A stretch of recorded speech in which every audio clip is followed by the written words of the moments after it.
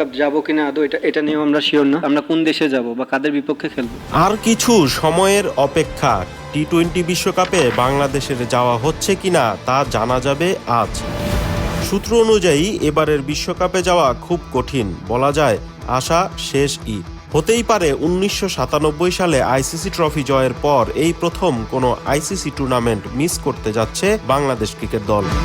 ব্যাপারটা খুবই হতাশার, ক্রিকেটারদের জন্য মেনে নেওয়া কষ্টের। 2 বছর পর পর হওয়া টি-20-র এই আসরে খেলার জন্যই অপেক্ষায় থাকেন এই ফরম্যাটের ক্রিকেটাররা।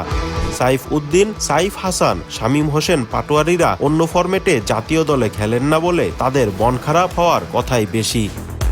সেই খারাপ লাগায় একটু প্রলেপ দিতে পারেন শুধু দেশের কথা ভেবে, নিরাপত্তার কথা ভেবে। বাংলাদেশের জন্য এই মুহূর্তে ভারতে খেলতে যাওয়া নিরাপদ নয়, তা সবাই বলছে, ক্রিকেটাররাও তা বুঝছে।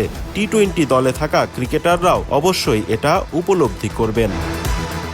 বিশ্বকাপে যাওয়া না হলে আগামী এপ্রিল মেতে পাকিস্তানের বিপক্ষে হোম সিরিজের আগ পর্যন্ত বাংলাদেশের আর কোনো খেলা নেই। ক্রিকেটাররা একরকম অবসরে দিন কাটাবেন। কিছু করার নেই, মেনে নেওয়া ছাড়া উপায় নেই। দেশের ভাবমূর্তি যখন সামনে, তখন দেশই তো আগে।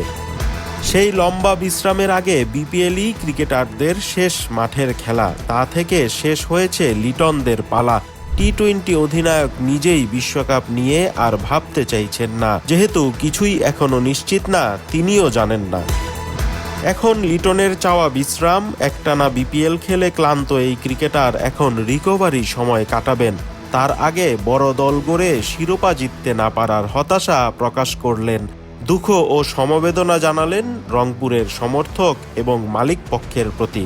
সরি রংপুর যারা ফ্যান ছিল তাদের জন্য, তাদেরকে আমরা যে প্রত্যাশা তাদের থাকে সবসময় সেটা পূরণ করতে পারি নাই।